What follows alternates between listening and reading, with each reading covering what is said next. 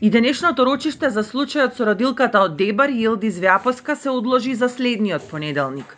Овој пат поради отсуство на вештаците кои биле на службено патување во странство и поради тоа што имале закажани операции во текот на целата недела.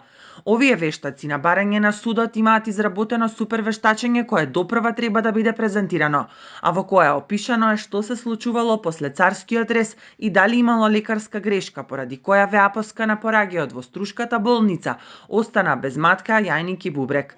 Денеска во судницата со полициска асистенција, како што и претходно најави судијата Јордан Јованов, беше донесен прво обвинетиот лекар Мухамед Асани, а присутни беа и другите двајца обвинети. Ова е уште едно одложување во низа, откако минатата недела беа откажани 2 рочишта поради отсуство на адвокатите на обвинетите. Според Сашо Јанев, адвокатот на Јилдис, одбраната прави стратегија за да застари делото. Нивната стратегија е да го одлагаат до неговото застарување.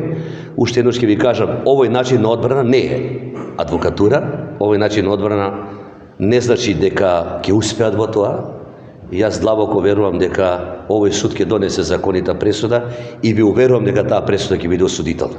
Веапоска пак вели дека е целосно исцрпена, бидејќи со години е заглавена низ судските лавиринти очајно барајќи ја правдата. Останува на ставот дека ќе организира протести ако до крајот на месецов не се одржат рочиштата.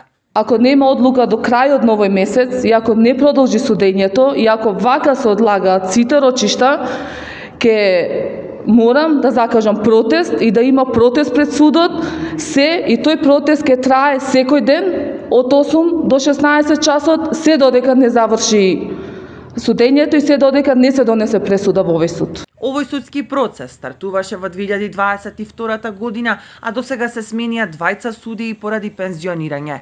Обвинителството ги товари тројцата доктори за тешки дела против здравјето на луѓето.